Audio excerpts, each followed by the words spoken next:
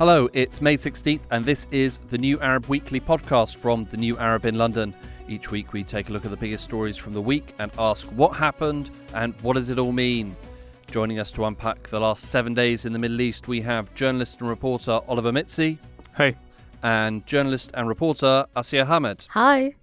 We gaze long into the abyss, and in the abyss we see the news. On with the show.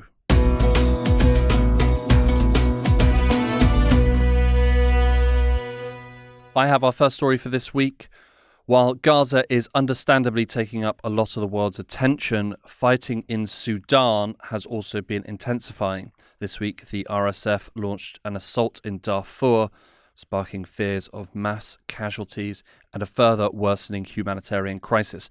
The World Food Programme's Deputy Executive Director said this on March 14th. We need more attention to the situation in Sudan. Under any other circumstances, this would be at the top of the world agenda, and it's not. And we want to contribute to raise attention and to mobilize more resources for our response. So what exactly has been happening in Sudan? Fighting has now been happening in Sudan for about a year. It was around April time of 2023. The forces of the government and the rapid support forces started fighting. This has now intensified around the Darfur region.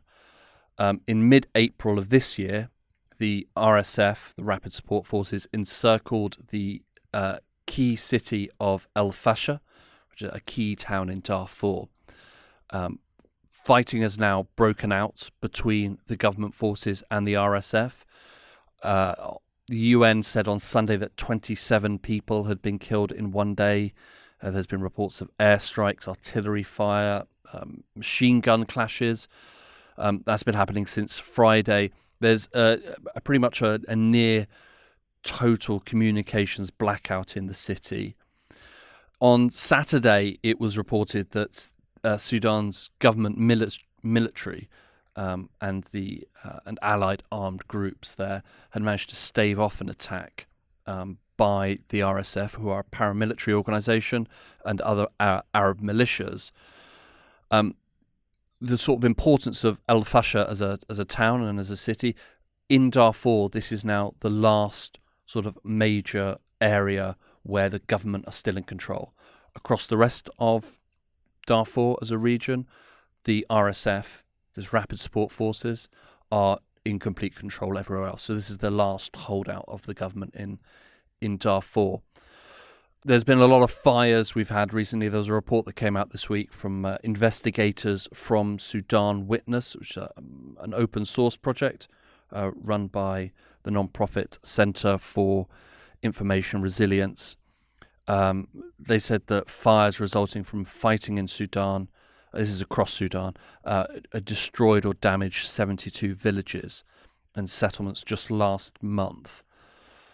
In its analysis, they said that 31 settlements, villages and towns were affected by fire in April with a destruction rate of over 50%. Okay, so who are the parties fighting? So there are two sides of this, right? You've got the government forces fighting and, as I said, these rapid support forces. The government forces are led by the country's de facto leader, a charming man named Abdel Fattah al-Burhan. And then on the other side, you have this paramilitary group, the Rapid Support Forces, who are commanded by Burhan's former deputy, a man called Mohammed Hamdan Dalgo, who often goes by the name of Hemati. So far, between the two of these, the fighting has been pretty intense between these two sides. So far, the violence has killed over 15,000 people now across Sudan. Internally, there's over 6.7 million people have been displaced. 1.8 million have been forced to flee the country.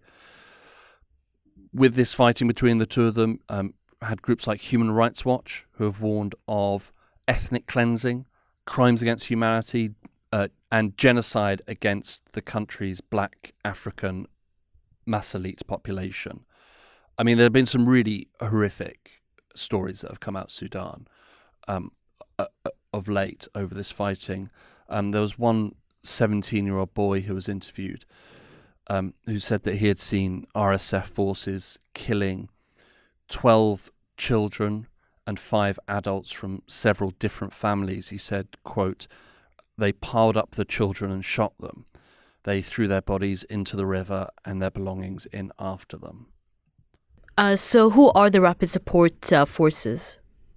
So as I said, they're commanded by this man Hamati. These are a paramilitary group within Sudan. Formerly, they were sort of not inherently part of the Sudanese army. They were parallel to the Sudanese army, but they did work with the Sudanese army. This goes back even to the times of Omar al-Bashir, who was the former sort of dictator of Sudan before he was ousted. They have a pretty strong alignment with Russia, but probably more notably, they get most of their support from the UAE, right? Hamati, he has visited the UAE on a number of occasions. He's met with the president of the UAE, Mohammed bin Zayed. He did that in March 2003, which was just a month before fighting between the RSF and the government broke out. Hamati's commercial operations are headquartered in Dubai, so they are very sort of closely linked.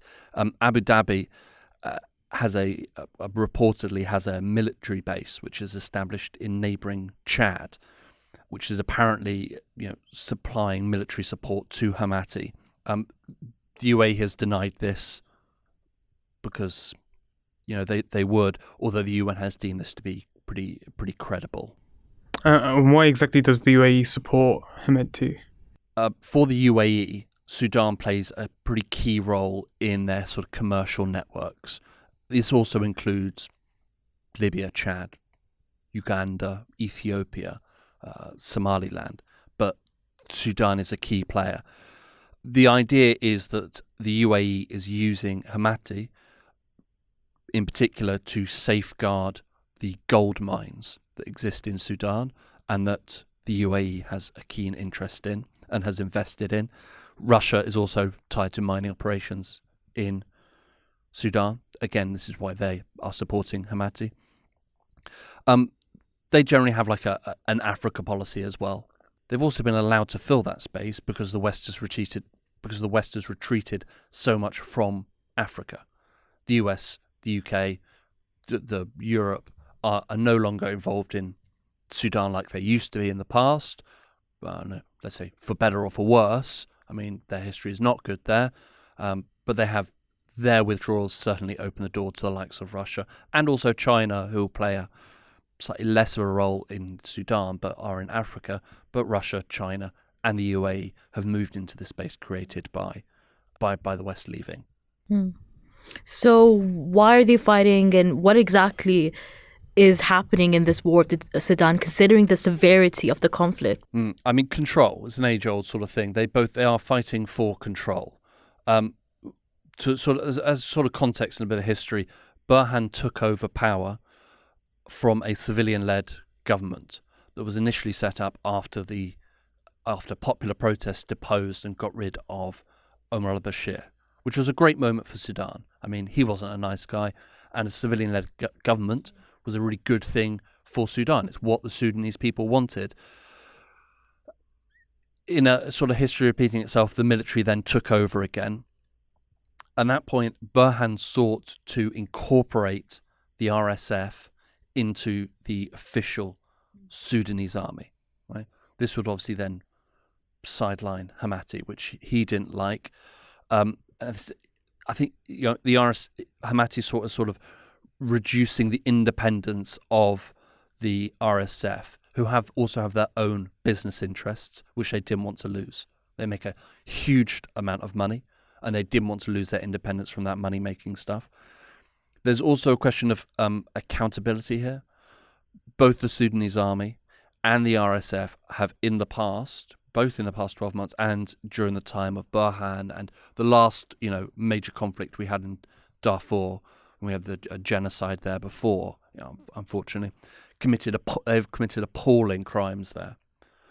And there is perhaps a sense that it was feared by the likes of Hamati and the RSF that Burhan would essentially hand over them and say you can have criminal accountability for their actions if it protects Burhan. And I think that's essentially it was a big problem for the RSF, who don't want to be held, criminally accountable for genocide, ethnic cleansing, things like that. And given the severity of the fighting, what is the aid situation like in the country? Yeah, bad, really, really bad. The El Fasher, which is the town that's seeing this fighting currently happening, is a humanitarian hub for many UN agencies and sort of a variety of aid operations in the Darfur region. The UN's humanitarian coordinator for the country on Wednesday, he warned that the residents of Sudan are, quote, trapped in an inferno of brutal violence, adding that there was increasingly a risk of famine due to the rainy season and the fact that a lot of aid has been blocked. On April 3rd, over a dozen UN trucks that were loaded with medical equipment and food left Port Sudan and have still not reached El Fasher, which they say is, quote, due to insecurity and delays in getting clearance at checkpoints. I mean, it's much the same as we're seeing in Gaza.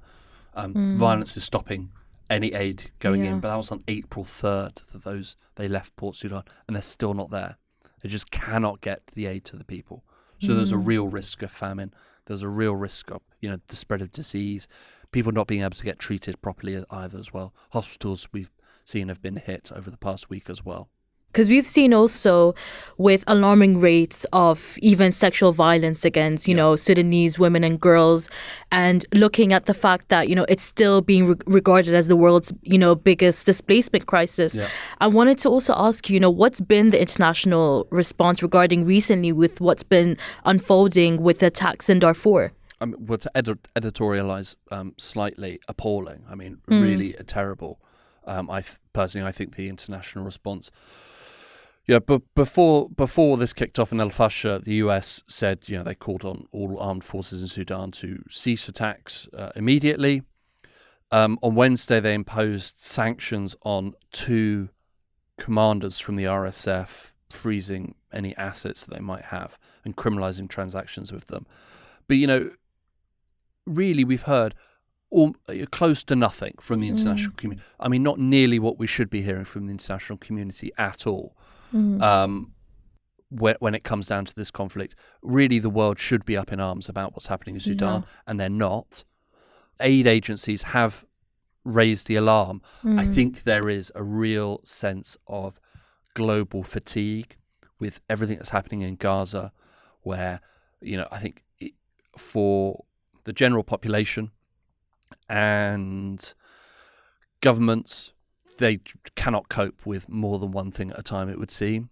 And so, unfortunately, Sudan really seems to have been forgotten about, quite sadly. I would say, there's a real tragedy, I think, with Sudan, that you have these conflicts that are between two sides, as you always do. There is a third side to this, which has been from the very beginning, which is on the third side is the Sudanese people, who do not want military control. They have never wanted military control. They protested against military control when Burhan's forces took over, incredibly bravely, and for months and months facing down the army.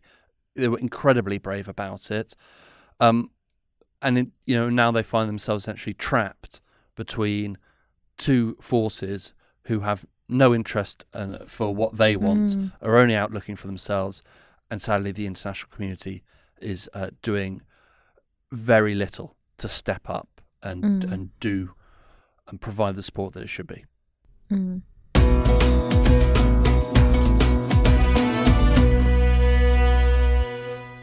Israeli Prime Minister Benjamin Netanyahu and his Defense Minister Yoav Gallant have entered a public spat over a lack of post-war plan for the Gaza Strip. During a press conference on Wednesday, Gallant said, I repeat and make it clear, I will not agree to the establishment of an Israeli military administration in Gaza.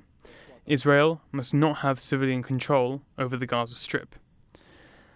This is quite significant, and these comments come amid a lack of concrete post-war plan from Netanyahu's administration over what happens following the defeat of Hamas and the end of the war. What was Netanyahu's response? It seems like tough words. So He hasn't actually responded just as yet. However, his colleague, Benny Gantz, has actually thrown his weight in support of Yoav Gallant's comments, which is quite interesting. Within the Israeli cabinet, there is a split between what one could say Yoav Gallant and Benny Gantz on one side, and other more far-right members of the coalition government. Benny Gantz he's in the cabinet. He's also in opposition. Well, yes, Benny Gantz is in opposition. He's a member of the opposition. However, he joined the war cabinet at the outset of the war in October, and in order to form what could be described as a unity government, in order to provide a united front for the Israeli government to pursue its war goals in Gaza. As Gallant mentioned, I mean, a lot of this disagreement seems to be centered around sort of the day after in Gaza. What are, let's say, the leading plans for the day after in Gaza? Well, a number of plans or theories or speculative suggestions have been put forward by many different participants in the war. Actually, Gallant said that he proposed that an alternative Palestinian administration should rule the Gaza Strip.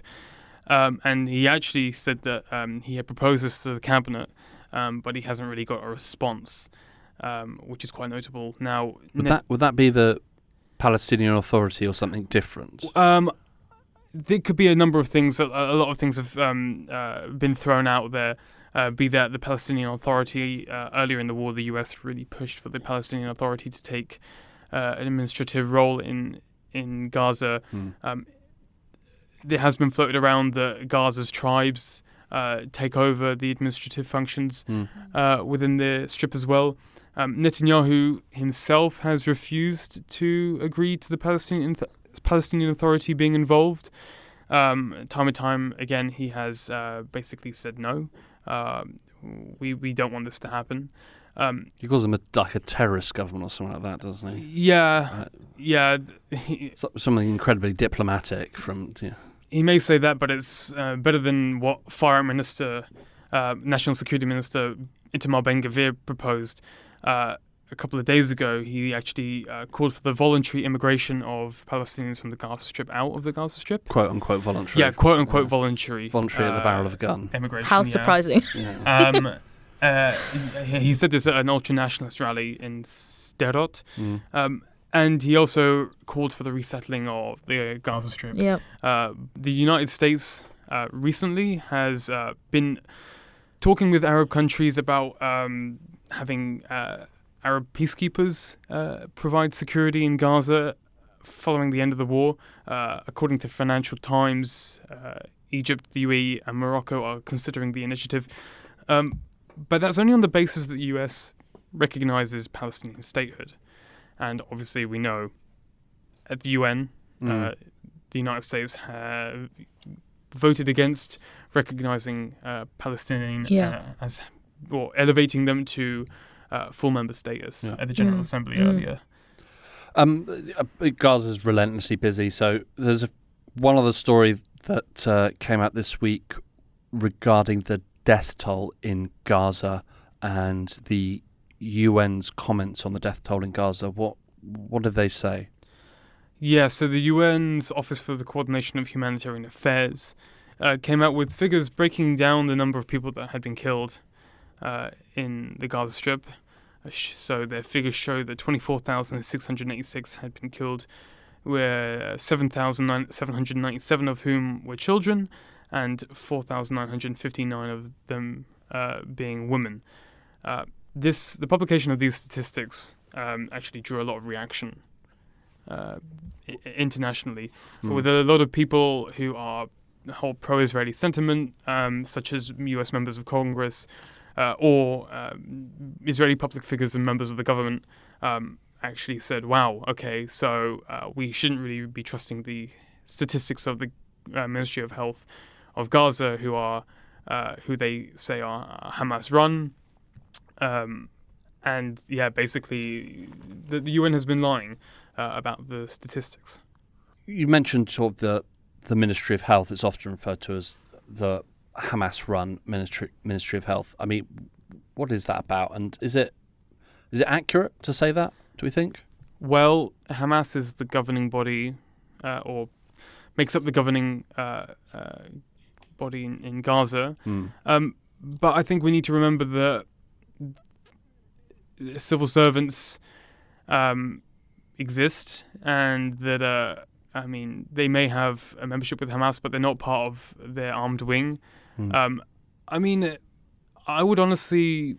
think the best way to look at it is like the Ba'athist government in Iraq. Yeah. I think that's a pretty good comparison.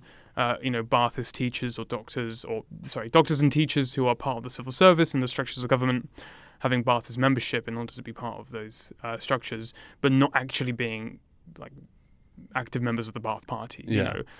That's the sort of comparison I would make, at least tentatively. And the UN and the UN has also come out and defended these figures and also given further explanations. Basically, they didn't revise the death toll down. What happened was these were the amount of people that were identified, as in not that they have 35,000 people and the bodies of 35,000 people that have been killed. Yeah. 25,000 of whom have been identified. Right. And that's where the quote-unquote revision has come down. But even though those 10,000 bodies have yet to be identified and yet to be placed into categories, that process is ongoing. So they do exist. Yeah. They're not denying their existence. They're not denying their existence. It's just a matter of identifying them. And it is a long process, especially given it's a difficult situation to be going around and 10,000 have yet to be unidentified, as far as what the UN and the Health Ministry have said as well. Yeah, a body that has been killed in an airstrike is going to be hard to identify. Yeah, I don't want to go into sort of graphic details about it, but it's easy to imagine that that's the case. It did seem odd. I thought, because with this sort of argument about the death toll and how accurate numbers are has been going on for a few months now, sort of rumbling on the background. But I remember from previous sort of Israeli attacks when we've had maybe a couple of weeks of conflict in Gaza or even a few days, and the numbers have been sort of in the maybe 1,500 or so, or some of this, and the Ministry of Health has come out and said, from those 2 weeks, let's say 1,800 people were killed, and then the Israelis have come out and go, no, it was more like 200. And then the UN has come out and said, actually, we went and we did our counting, and it wasn't 1,800, it was 1,700 or something like that. The UN and the Health Ministry throughout all these conflicts have always been pretty close to each other, and the Israelis have been the outlier, saying something well below the figure reported by those two. So I never quite understood why there was such a big hoo-ha this time. Like, they've been proven pretty time and time again to be accurate, or certainly a lot more accurate than the Israelis ever reported. Yeah. Well, the UN, in their clarification, also added that the health ministry statistics in previous conflicts have, quote, proven to be generally accurate, end quote.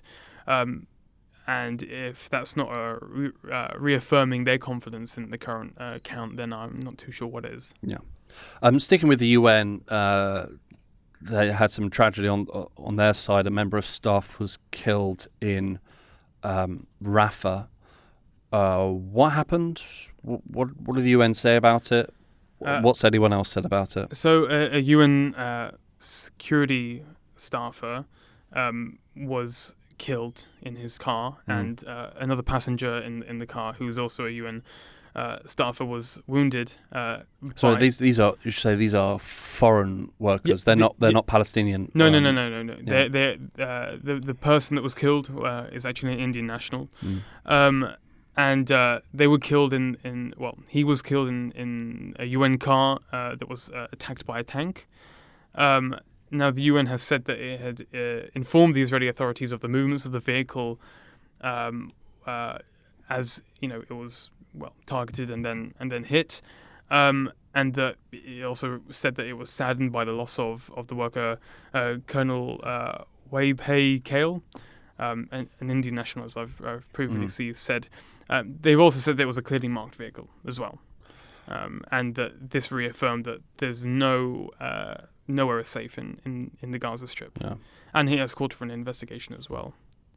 Rafale's obviously still going on in a pretty terrible way.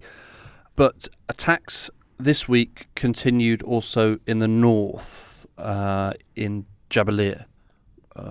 Ollie, just to sort of catch us up to speed there. So the Israelis re-entered Jabalia refugee camp in order to... Hamas has been regrouping within northern Gaza, and they've been doing so for some time, so they've decided to go back into the camp. And it's just part of this cycle of violence and destruction that is almost seeming to be perpetual now. And, in the context of what we were previously discussing around the lack of post-war plan, the fact that they're going back into the camp is emblematic of that. Hamas has vowed to continue on an insurgency, and it's looking like they're going to be able to do it pretty well. So unless there's a post-war plan, they're going to have to go into Jabalia and any other place that they've previously been into in the Gaza Strip, which is pretty much everywhere bar Rafah, which is an ongoing process at the moment. So that's not a great testament to the Israeli, capabilities to actually go after Hamas if they're having to re-enter places like that in the north, which they're flattened, but yet Hamas claim that Hamas still have capabilities there. That, or it proves the resilience of Hamas as a fighting force within the Gaza Strip.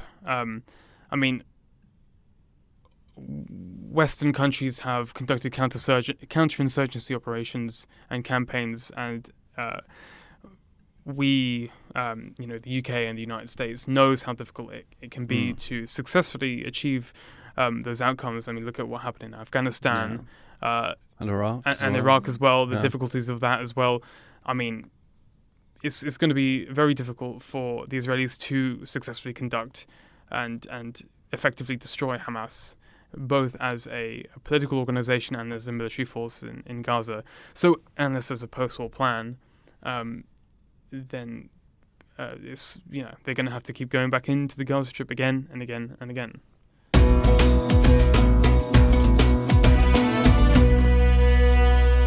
Finally, Asya, what have you got? All right, so we are going to be speaking a little bit about Kuwait. So what's happened over the past week? We have the Emir, Sheikh Mish'al, who's dissolved parliament for up to 4 years, and a move that many analysts are fearing that it might threaten the country's very unique semi-democratic political system. And this has only occurred only a month. So to be exact, a month and a few days since members were elected in the early elections held back in April. So... And also to add on, so while Kuwait did choose a new parliament during elections, its members hadn't even begun their new session since getting elected, And speaking of suspensions, this has only happened twice before in the country's history. So this happened in 1976 and 1986. And so what this means regarding these suspensions, what this entails, this means that the power of the National Assembly will now be assumed by the Emir himself, Sheikh Mish'al, and the country's cabinet, according to state TV. So so what exactly also was being said with regards to the suspensions is that Sheikh Mish'al stated that the National Assembly, as well as several other articles of the Constitution, will be axed in order to review the, to put in air quotations, democratic process, potentially until 2028. And this includes the most controversial aspect of the suspension, which includes, particularly those covering the parliament. This is the suspension for a period of no more than 4 years, while Kuwait's political process would be reviewed and amended, essentially.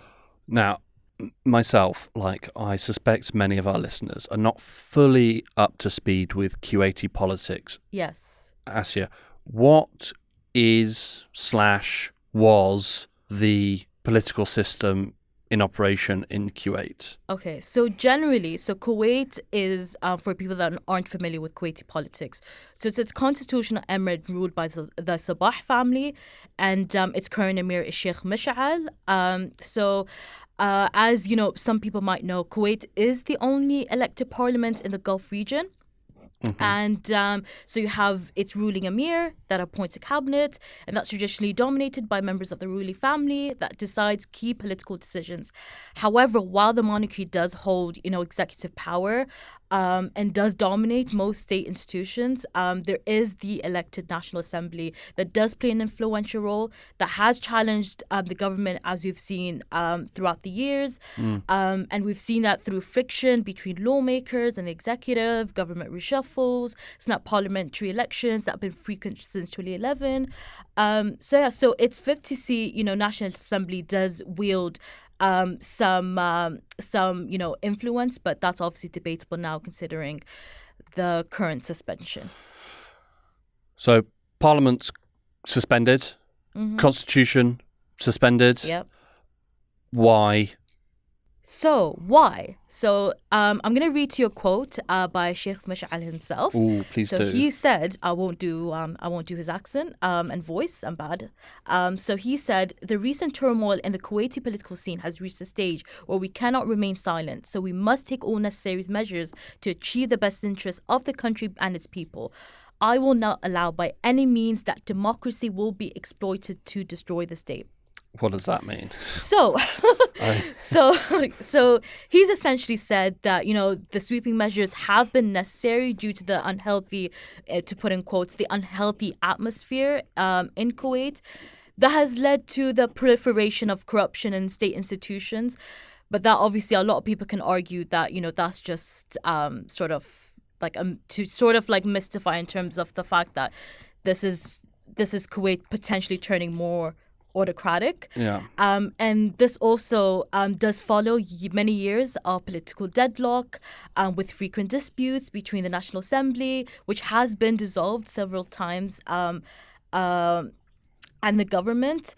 But, analysts do believe that the political gridlock has left Kuwait behind wealthier neighbors. So that, could be a reason behind the move.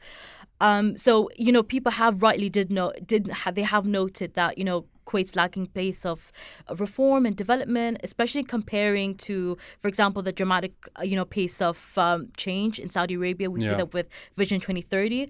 So, another reason for the move could also, denote, Emir Mish'al's character and his need to appoint a crown prince and successors. Which he hasn't done yet. He hasn't done yet. I think the Parliament does play a role in approving that, the Crown Prince's. Yes, right. but with him now having full control, this could mean that he has more, power in being able to choose, who he would appoint. I think he's in his 80s or something, right? Yeah. So a Crown Prince is needed quite urgently. Yes, yeah. Yeah, because even when Sheikh Nawaf was alive, he was the oldest, crown prince, in the world at that time. So I think, his old age does, play a significant role in this. No one lives forever. Yeah. And, there have been also other arguments regarding the suspected move, that the suspension is just sort of maybe, a transition into, maybe moving towards, having more of an autocratic, state system, and these systematic, crackdowns are notable in other neighboring Gulf regions, as we know. Yeah. Yeah, you said that this process, the parliament would be, I guess wouldn't exist for up to 4 years. The normal political, the way of doing politics in Kuwait will be suspended for about 4 years. What is the process now? So with now the complete indefinite suspension of the National Assembly. So the Emir did announce via the royal decree that Kuwait will be forming a new cabinet that's headed by the Emir's nephew, so Sheikh Ahmed. Nothing suspicious about that. No, nothing suspicious at all. Just family get-togethers. So he was previously appointed as prime minister in April, and then you have you have other members who retain their positions as finance and foreign ministers. You have Anwar Ali al-Mudhif. You have Abdullah Ali al-Yahya. So they've retained their positions as finance and foreign ministers. That's also according to decree from Amir Sheikh Mash'al. So now we've got a new formation of government since this announcement. What have Kuwaitis been saying about this? I mean, you mentioned that some people have said, well, maybe this actually was needed. Others have said, no, it wasn't. But what about Kuwaitis? What do they reckon about this? Yeah, there's been a mixed bag of opinions, especially regarding what Kuwaitis have felt. Publicly, activists and critics have been unusually quiet.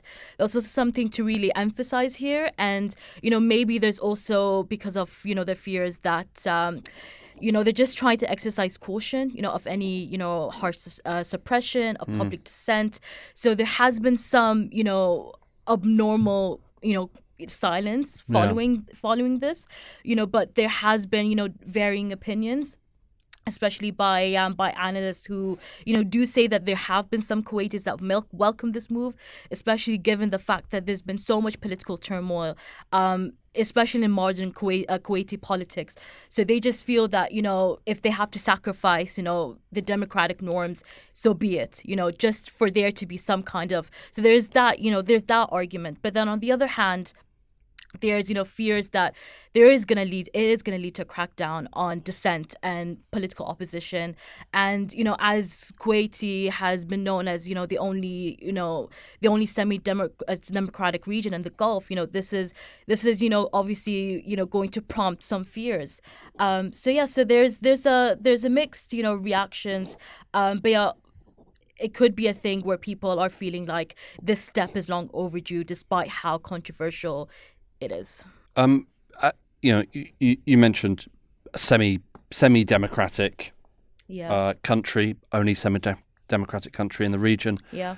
How democratic was Kuwait? I mean, is that coming to an end now? Yeah, this is the thing in terms of, and I think it leads back to, what global experts have been saying, in terms of whether this is a cause of concern, because whether it was a democracy to begin with is also there's two ways to look at it, because if you think about up until the suspension of Kuwait's parliament being suspended, it's always been described by long-term observers as so-called an oasis of democracy. It's a liberal outlier, compared to like other autocratic Gulf states. We already know who. We don't need to. So if you look at, for example, Freedom House's rankings, Kuwait and Lebanon have always been seen as the countries in the Middle East, classified as partly free. Partly free in the organization's annual assessment of political rights. But overall, whether there's concerns about whether democracy is coming to an end, whether there was the democracy, it's really hard to tell. It might be a bit of a vague answer, but it might be hard because we have seen this before. Because as some experts have argued, it's a classic case of democratic backsliding. Because if some people might recall, back in 76 and 86, it's happened again. Kuwait's royal rulers dissolved parliament, but the parliament did eventually return, as did Kuwait's constitution. So it's, why people debate whether it's just the Kuwait model. That's just, inevitably there is going to be some form of democracy that role would turn. So it's really depending on whether how time will tell, and what would Sheikh Mash'al's next approaches be, and if democracy will fully return for Kuwait. It really just depends on what are his next steps, because we've seen this before. Well, Kuwait is an outlier in that part of the world, and I think we can all hope that in some form it does stick around.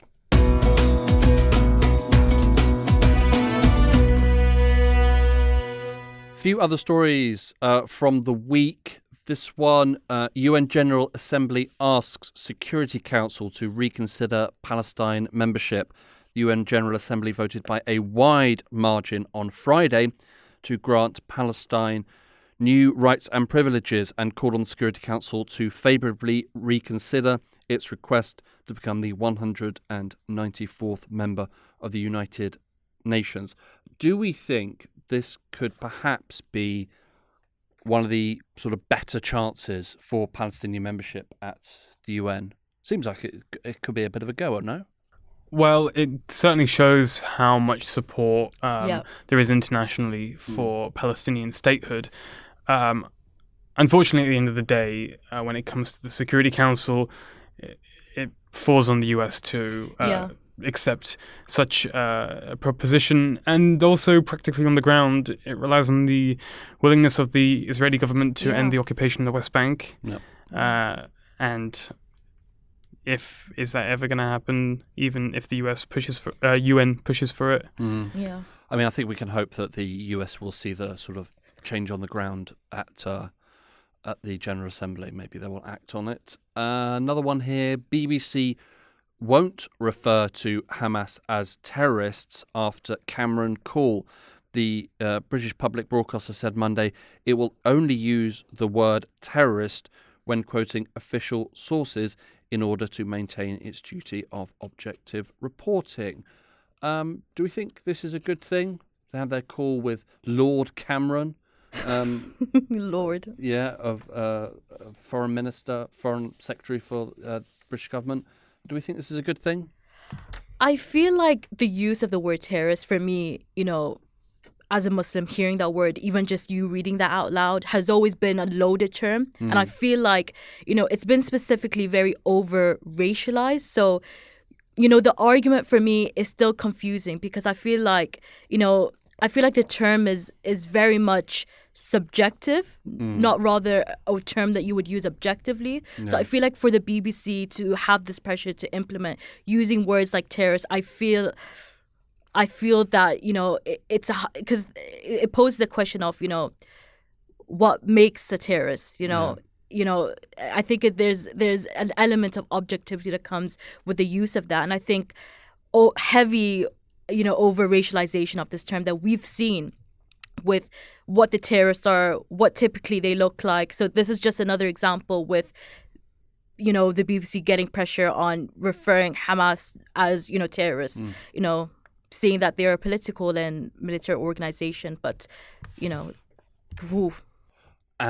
last one here. Iran lawmakers back switch to Friday-Saturday weekend. Iran's parliament approved changes to the working week for all government employees. This was on Wednesday. They would establish a 40-hour working week with a Friday-Saturday weekend. Does this make any sense, do we think? It seems like a good thing for Iranian government workers, given that they only had a day and a half weekend and a 44-hour week. So but before they had a 44-hour working week with a half-day Thursday and Friday. Half-day Thursday and then Friday off. So, it does seem good for them, no? Right? Yeah. Economists, this is in the article, economists have warned that the alternative of a Thursday-Friday weekend risked deepening Iran's isolation by limiting most international transactions to 3 days per week. And that's why some Gulf states actually moved to the Monday-Friday work week as well, right? It does make sense, I think. It does go on here. But some clerics accuse supporters of a Friday-Saturday weekend of taking their lead from the Judeo-Christian traditions of the Western world. So it was good they had their say.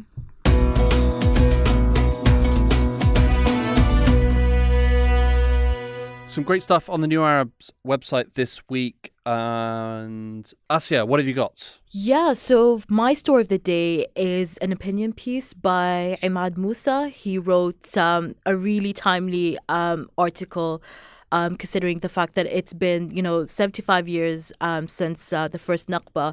And his story titled Nakba Yesterday, Nakba Today, the story of my grandmother's two keys, is a highly recommended piece, just following his own personal journey, witnessing two Nakbas through his grandmother's eyes. And I think it was just amazing storytelling and just so important considering what's been unfolding now and what needs to be discussed generally. It's a great piece. It's a good piece, that.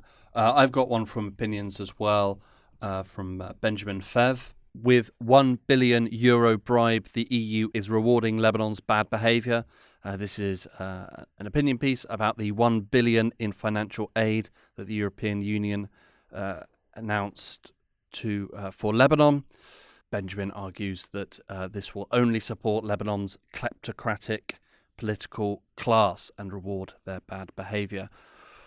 Ollie. So my piece of this week is from the analysis desk, titled "How Israel is Defying Biden's Red Line on Rafah."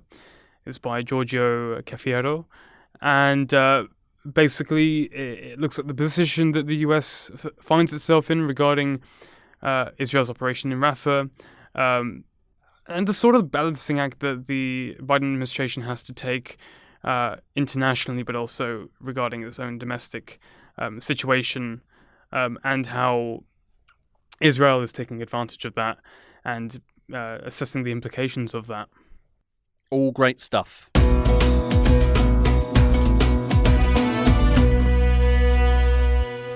Thank you for joining us for this episode of the New Arab Weekly. This week we were joined by Oliver Mitzi and Asya Hamad. We'll be back next Friday and every Friday after that. You can subscribe to the New Arab Weekly on Apple, Spotify and wherever else you get your podcasts and be notified for when a new episode drops. You can also rate and review, which helps us spread the word. Until then, if you have any questions for us or stories that you would like us to cover, drop us an email, podcast@newarab.com, or find us on social media @TNA Podcasts. Don't forget to follow the New Arab on Facebook, X and Instagram for all the latest news, analysis and opinion from the region.